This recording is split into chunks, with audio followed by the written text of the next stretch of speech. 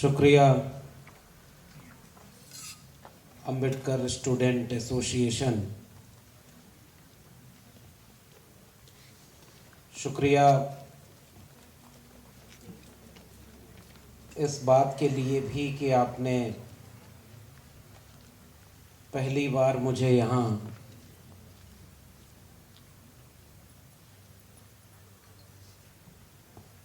बुलाया है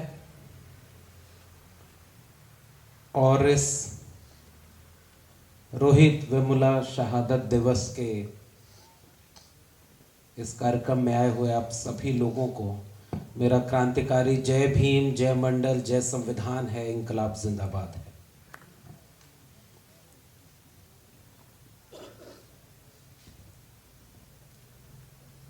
आज हम सब लोग जिस रोहित को याद करने के लिए यहां इकट्ठा हुए हैं, मेरे जैसे लोग जो कभी रोहित से मिले नहीं, मुझे याद है 17 जनवरी का ये दिन मैं दिल्ली विश्वविद्यालय में था और उसके बाद हमें पता चला और उस समय ये लगा कि हम उस शख्स से नहीं मिल पाए जो हम जैसे अनगिनत लोगों को जगा करके सितारों की सैर के लिए निकल गया। और मैं ये मानता हूं कि इंसान मरा करते हैं, ख्यालात कभी मरते नहीं, जुनून कभी मरते नहीं, वो आज भी हमारे साथ जिंदा है। अंबेडकर स्टूडेंट एसोसिएशन के उन साथियों को भी इस बात के लिए मैं शुक्रिया अदा करता हूं कि आप हर साल रोहित को याद करते हैं। हमने भी दिल्ली विश्वविद्यालय में रोहित को कई बार आज ही के दिन याद किया था। हमारे पास रोहित को जानने के लिए केवल एक उसका आखिरी खत मिला और उस खत को पढ़ने के बाद इस पूरे वाकये के होने के बाद जो संघर्ष अभी उनके साथी प्रशांत ने बताया और लोगों ने बताया, उन सब चीजों को जानने के बाद हमने भी सोशल मीडिया पर केवल रोहित वेमुला नहीं लिखा, हमने डॉक्टर रोहित वेमुला लिखा था कि वो हमारे लिए डॉक्टर रहे।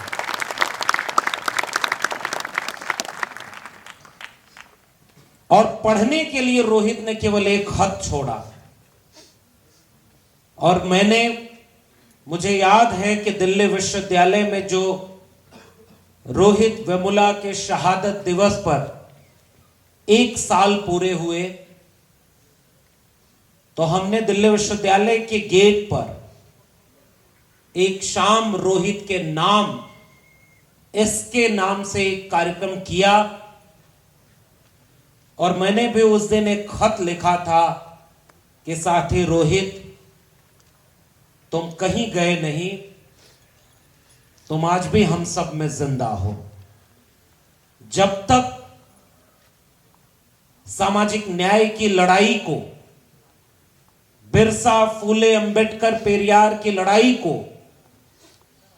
संविधान के उसूलों की लड़ाई को लड़ने की जरूरत बची रहेगी,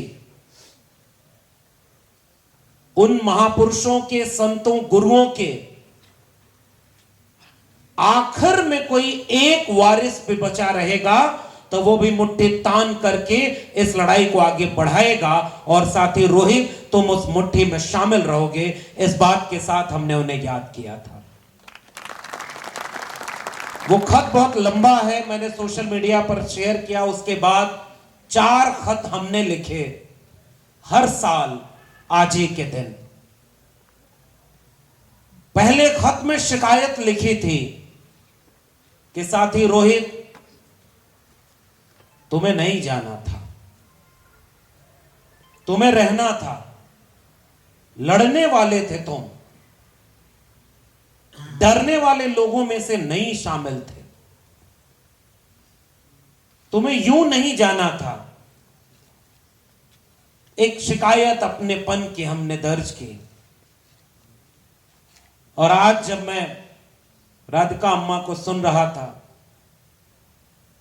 दिल्ली आई थी तब भी मिले हम। मैं ये बात कहने के लिए नहीं कह रहा हूं, जो महसूस होता है वो कहते हैं कि हमें उस जमाने में भी वो बात हमने सार्वजनिक तौर पर कही थी, और आज राधिका अम्मा के सामने भी कहते हैं कि आपके संघर्षों में हमें अपनी मां याद आती है और आपके जुनून में हमारी मां नजर आती है। इसलिए हम हमेशा आपके साथ आपके बच्चे बन करके रहेंगे। हम जानते हैं कि हमने तो अपना एक वैचारिक साथी खोया, और ऐसे साथी को खोया जैसे लोग मिला नहीं करते। आपने तो बहुत कुछ खोया है। अभी हम आ रहे थे तो हमारे क्रांतिकारी साथी इस बात का नारा लगा रहे थे कि रोहित, तेरे सपनों को हम मंजिल तक पहुंचाएंगे। और मुझे यकीन है कि जो सपना रोहित वेमुला का था, जिस व्यवस्था ने रोहित को मारा, और इसीलिए हम ये बात पूरे ताकत के साथ कहते हैं कि वो एक सांस्थानिक हत्या थी, और जो इस कास्ट सिस्टम ने हजारों साल से जाने कितने रोहित को मारा था। रोहित वेमुला के साथ पहली बार किसी कैंपस में गलत नहीं हुआ। ये वो देश है जिसमें पढ़ने के लिए भी जाति देख करके फैसला किया गया कि कौन पढ़ेगा और कौन नहीं पढ़ेगा, और उन लोगों को पढ़ने से रोका गया जिनके वारिस बाबा साहब के संविधान बनने के बाद बराबर की ताकत में बैठ करके अपना हक मांगने के लिए एकजुट हो रहे थे। फिर भी उन्हें रोका गया, हजारों साल से रोका गया, उनको पढ़ने से रोका, उन्होंने मुर्दों में जान डालने की कोशिश की। और मुझे याद है कि उसके बाद चंद रोज बाद जब ये पूरा वाकया पता चला, जिसको अभी साथी प्रशांत ने बताया कि साजिश करके कैसे पूरा विश्वविद्यालय प्रशासन, और केवल हैदराबाद विश्वविद्यालय से नहीं, वो दिल्ली विश्वविद्यालय और दिल्ली में बैठे हुए सरकार तक सारे लोग मिल करके किस तरह से इस डिस्क्रिमिनेशन को साजिश के तहत आगे बढ़ाते हैं। मैं सुन रहा था जब हम रोहित के उस स्टैचू के पास खड़े थे, और वो गीत मुझे लैंग्वेज में समझ में नहीं आ रहा था, लेकिन उसमें नाम था उन जालिमों का जो शामिल हैं इस सांस्थानिक हत्या में, और उसको ट्रिब्यूट कर रहे थे। तो मुझे लग रहा था कि उनके साथी आज भी उन्हें भूले नहीं हैं, और इसीलिए यहां पर लिखा है, न हम भूले हैं न तुम्हें भूलने देंगे, और रोहित को न्याय दिलाने तक इस लड़ाई को जारी रखेंगे। वो चाहते हैं कि ये वाकया खत्म हो जाए, भूल जाए। और मुझे याद है उस क्रांतिकारी साथी को मैं यहां से याद करता हूं कि दिल्ली की गलियों में हम नीला झंडा लेकर के जब जनवरी की सर्द रात में रोहित वेमुला के पोस्टर लेकर के दिल्ली की सड़कों पर उतरे थे, ये वही सर्द रात थी, ये वही सर्द दिन थे। और उन सर्दियों के दिनों में जब हम दिल्ली की सड़कों पर नारा लगा रहे थे, तब ये सोच रहे थे कि हमारे ही एक साथी को कैसे ऐसी सर्द रात में हॉस्टल से बेदखल किया गया होगा, तो वो खुले आसमान के नीचे कैसे रात गुजारी होगी उन लोगों ने, और किसने मजबूर किया ये करने के लिए। अब तो सारा वाकया आता है सामने, चिट्ठी कौन लिख रहा है, किसके कहने पर लिख रहा है, कौन किस मंत्री से जुगाड़ लगाता है।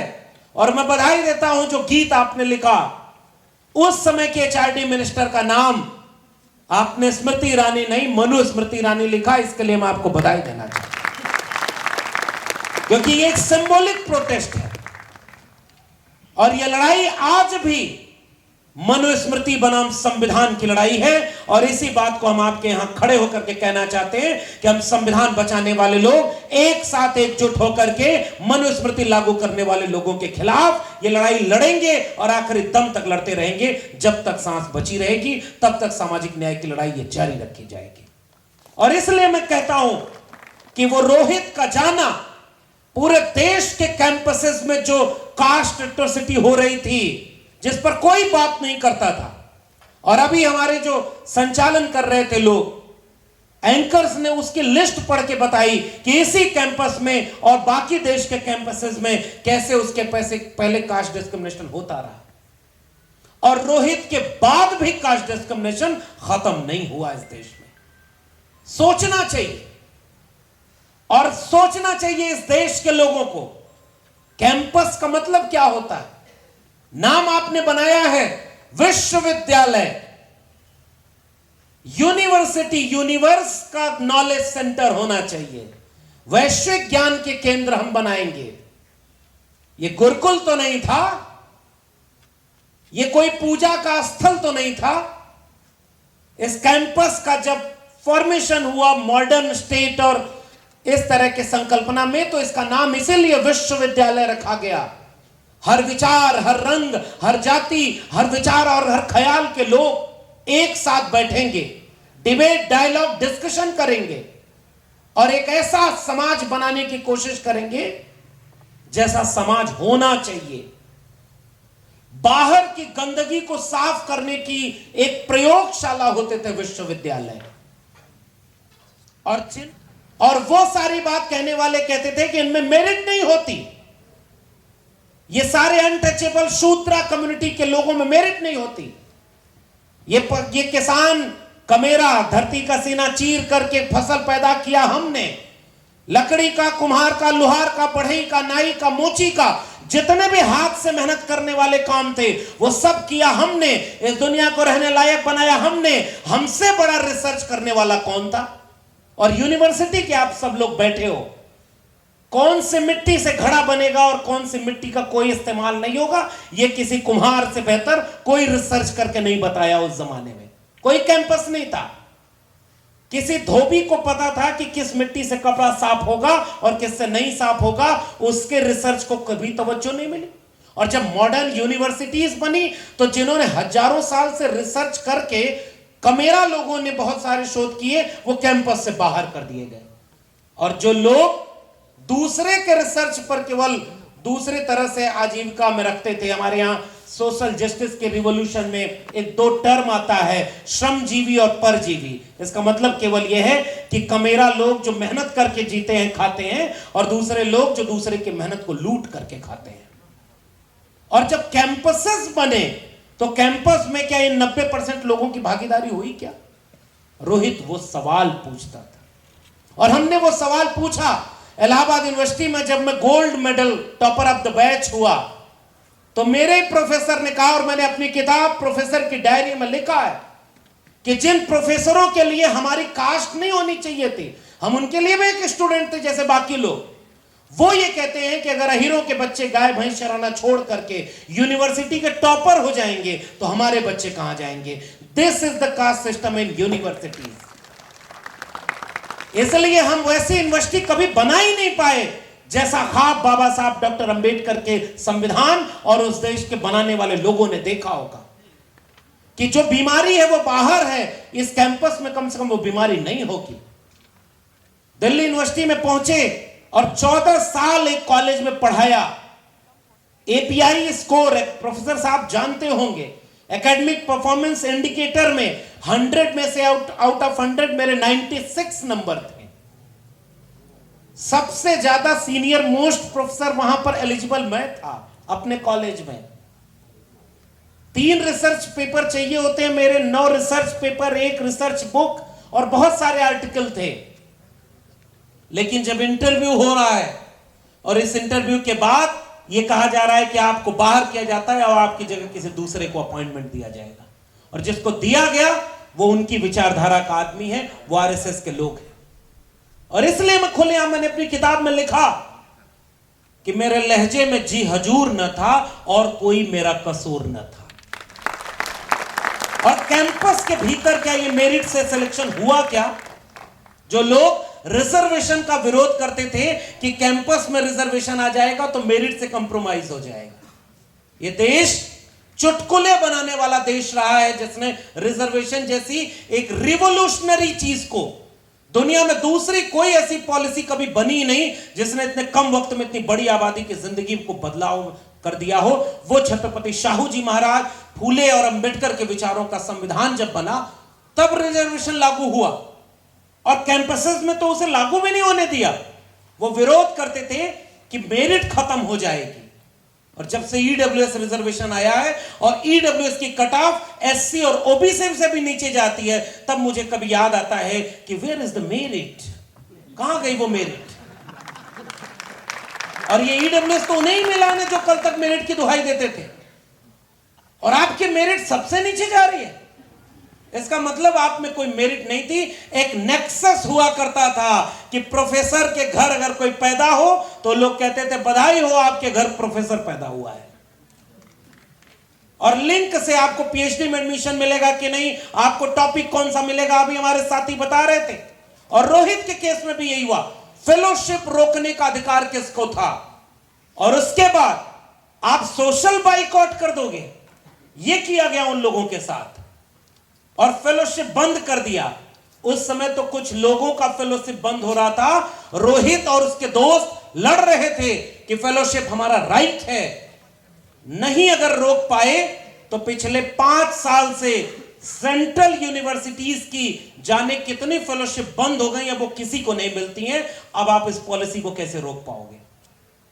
और इसलिए मैंने अपने प्रोफेसर की डायरी ये बात कहते हुए लिखी और डेडिकेट किया रोहित वेमुला को, क्योंकि मुझे पता है कि इस देश में कैंपस को लेकर के अगर कोई भी इक्वालिटी की कोई भी बात अगर एक लाइन की भी लिखी जाएगी तो उसका पहला नाम डॉक्टर रोहित वेमुला से लिखा जाएगा। उसके बिना कैंपस की कोई लड़ाई और कोई भी बात हमेशा अधूरी रहेगी। इसलिए मैंने अपनी किताब डॉक्टर रोहित वेमुला को समर्पित की है, और यह कहते हुए समर्पित की है कि क्या आज भी हम अपने कैंपसेस को कास्ट न्यूट्रल बना पाए क्या?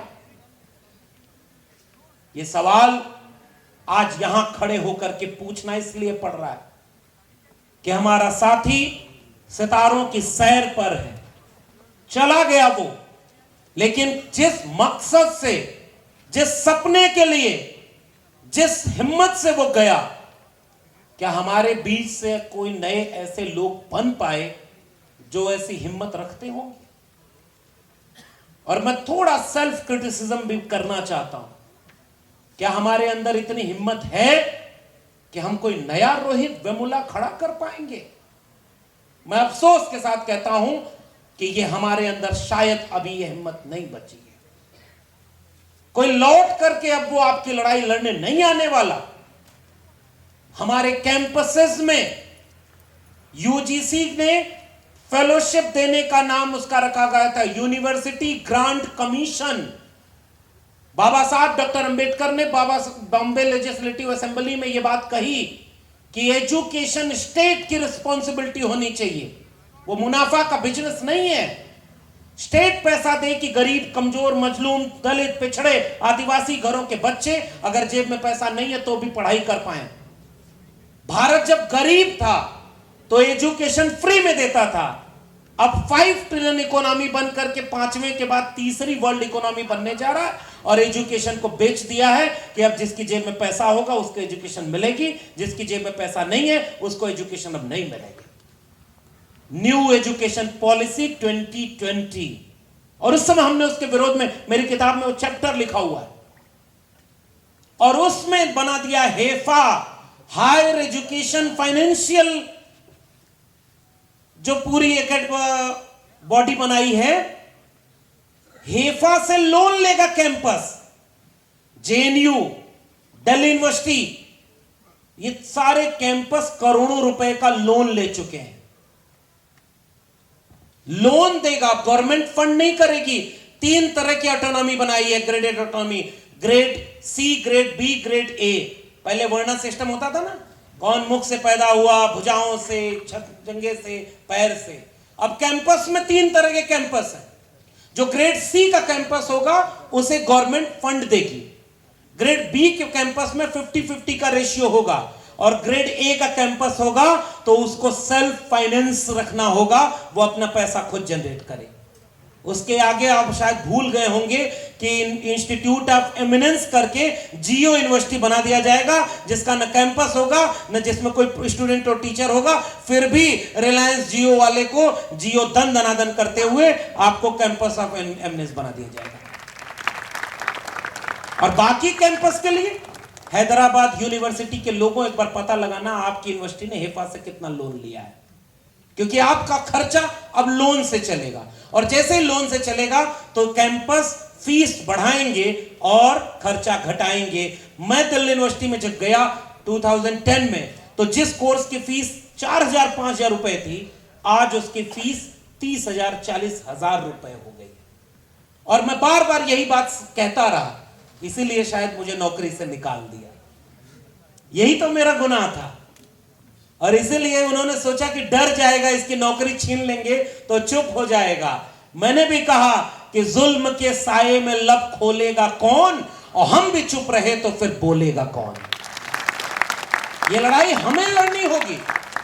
बाबा साहब डॉक्टर भीमराव अंबेडकर के संविधान का फायदा हमने लिया है, गवर्नमेंट एजुकेशन का फायदा हमने लिया है, रिजर्वेशन का फायदा हमारी पीढ़ी ने लिया है।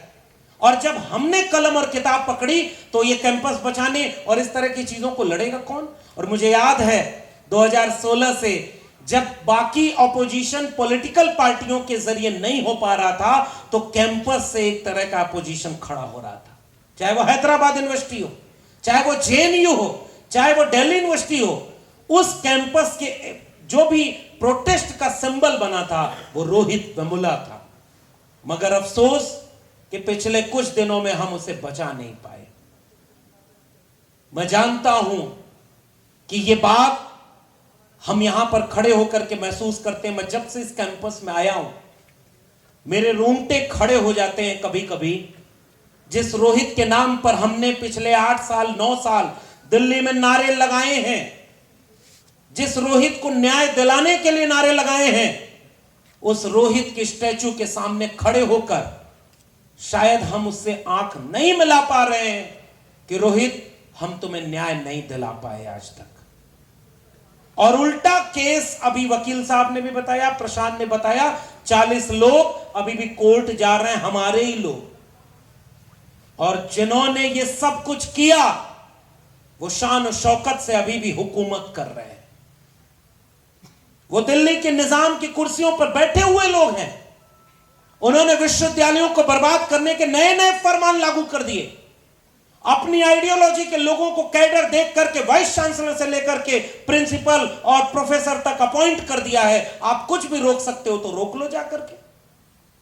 वो पावर में है, वो अपना वाइस चांसलर बनाते हैं। 2018-19 में मैंने आरटीआई लगाई थी कि पूरे देश के सेंट्रल यूनिवर्सिटी और स्टेट यूनिवर्सिटी में कितने वाइस चांसलर किस किस कैटेगरी के हैं, तो उसका डेटा मिला 596 टोटल वाइस चांसलर में से only 6 from schedule caste community, only 6 from schedule tribe community and 36 from OBC community. 550 यानी 550 वाइस चांसलर उस समय भी किस कम्युनिटी से थे, यह बताने की जरूरत हमें आपको नहीं होनी चाहिए। और बताओ आपकी आज 9 साल बाद क्या कैंपस में डाइवर्सिटी बदली है क्या? जो भी कैंपस में प्रोटेस्ट कर रहा है उसके ऊपर निशाना बनाया जाता है। उसकी फेलोशिप रोको, उसका पेपर रोको, उसको पीएचडी अवार्ड ना होने दो, उसके डिग्री अवार्ड ना होने दो, और पूरे देश के कैंपस में प्रोटेस्ट खत्म कर दिया गया है। बताइए मैं सही कह रहा हूं कि गलत कह रहा हूं? आपके कैंपस में फिर भी इतना स्पेस है कि आप रोहित को यहां से याद कर ले रहे हैं। लेकिन मुझे यह कहना पड़ेगा कि अब कैंपसेस से वो जगह खत्म कर दी गई है। मेरे दिल्ली यूनिवर्सिटी में पिछले साल जनवरी में जितना बड़ा आयोजन अयोध्या में नहीं हुआ था, उससे बड़ा आयोजन दिल्ली यूनिवर्सिटी के कैंपस में हुआ और हम कुछ नहीं कर पाए। क्या कैंपस एक रिलीजन का सेंटर बन जाएगा? क्या कैंपस एक आइडियोलॉजी का सेंटर बन जाएगा? मेरा प्रिंसिपल अगर एक आइडियोलॉजी का है और वो आइडियोलॉजी से होने के बाद भी प्रिंसिपल हो सकता है, तो उससे अगेंस्ट वाली आइडियोलॉजी का व्यक्ति भी वहां पर प्रोफेसर क्यों नहीं हो सकता? ये किसी यूजीसी की गाइडलाइन में लिखा हो तो बता दो। और अब तो उन्होंने सारे पॉलिसी और नियम चेंज कर दिए। अभी हम प्रोफेसर साहब से बैठे थे और ये बात हो रही थी, प्रोफेसर अब कैसे बना रहे हैं? अगर मान लीजिए आपके पास नेट नहीं है, पीएचडी नहीं है, आप उस सब्जेक्ट में बीए एमए किए ही नहीं है, आपके पास इंटायर पॉलिटिकल साइंस की भी डिग्री नहीं है, और अगर कोई डिग्री है और फर्जी भी हो तो भी आप डायरेक्ट प्रोफेसर बन सकते हैं। ये अभी रूल्स एंड रेगुलेशन उन्होंने चेंज किया। यूजीसी जो न्यू रेगुलेशन 2025, कितना कैंपस को हम बचा पाए। और जिस दिन कैंपस नहीं बचेंगे उस दिन कैंपस के बाहर की दुनिया को इलाज करने के लिए कौन जाएगा? जो डॉक्टर था, जिसे इलाज करना था, बीमारी उसे ही पकड़ा दी गई।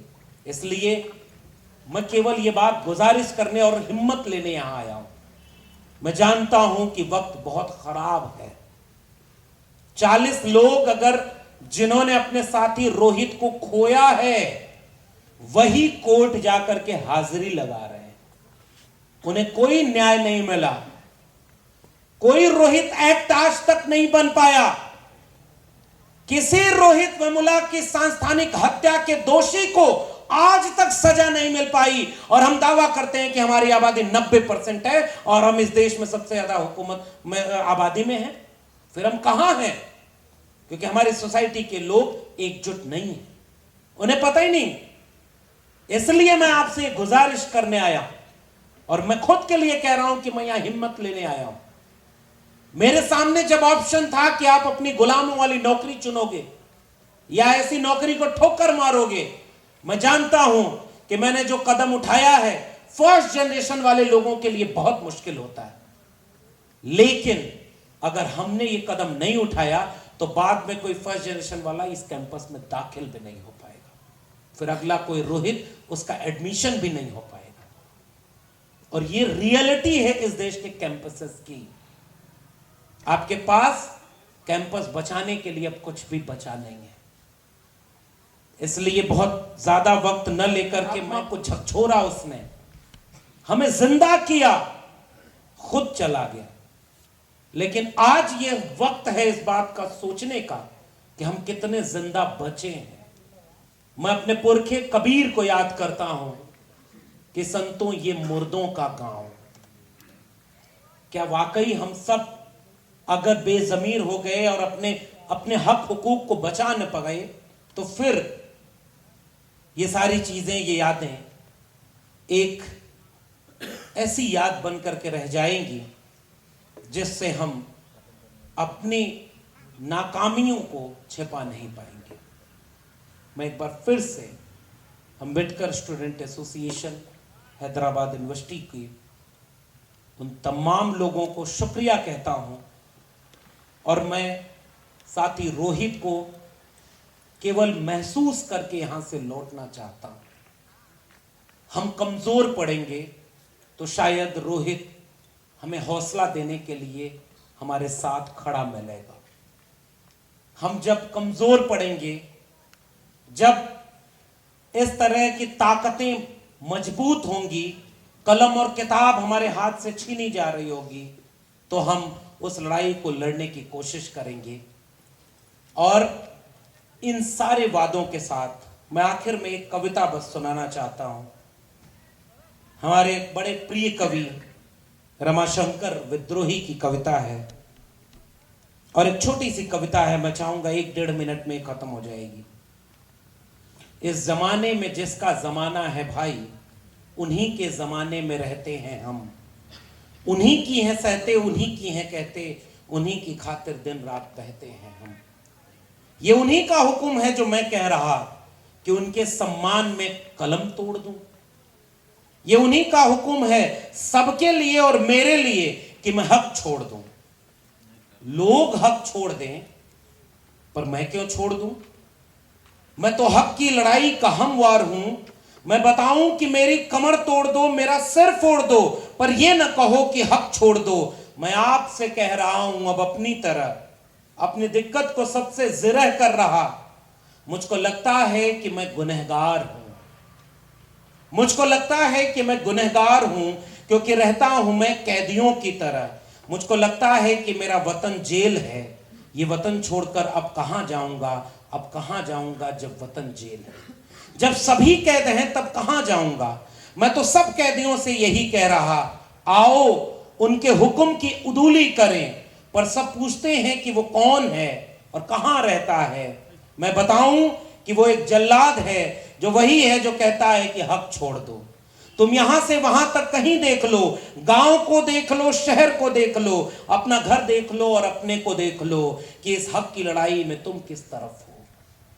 मैं आपसे अब कह रहा हूं अपनी तरह कि मैं सताए हुओं की तरफ हूं, और जो भी सताए हुओं की तरफ है उसको समझता हूं कि वो हमारी तरफ है। पर इसके उल्टी तरफ आप मत जाइए, आप उस तरफ मत जाइए, जाइए पर अकेले में मत जाइए, जाएंगे तो आप फंस जाएंगे।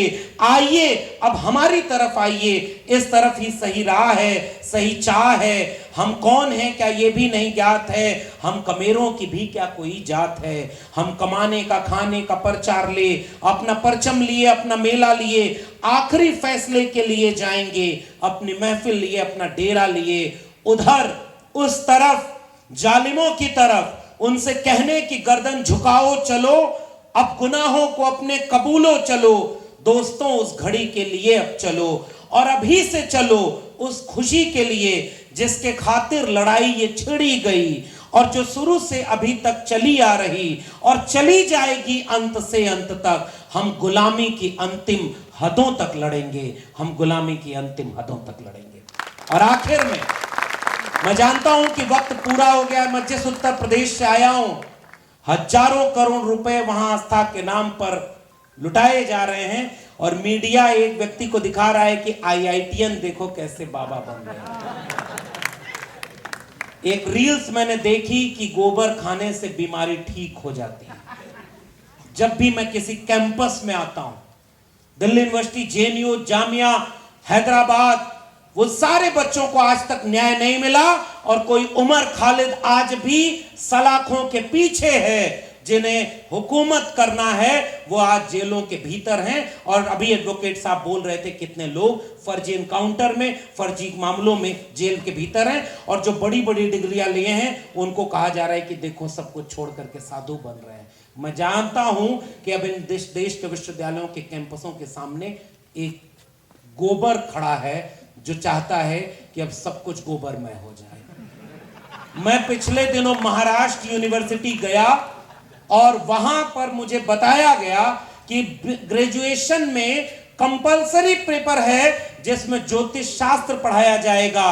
और एक टीवी पर, एक टेलीविजन पर एक खबर दिखी, एक मूवी की क्लिप थी कि जब एक टीचर बच्चों से पूछता है कि सूर्य ग्रहण का कैसे लगता है, तो वो बोलता है कि सूरज, पृथ्वी सूरज के चारों तरफ घूमती है, और चंद्रमा पृथ्वी के, तीनों एक दिशा में आते हैं तो चंद्र ग्रहण लग जाता है। तो एक बच्चा बोल पड़ा, ये गलत बोल रहा है, पृथ्वी जब शेषनाग के फन पर टिकी है तो घूमेगी कैसे।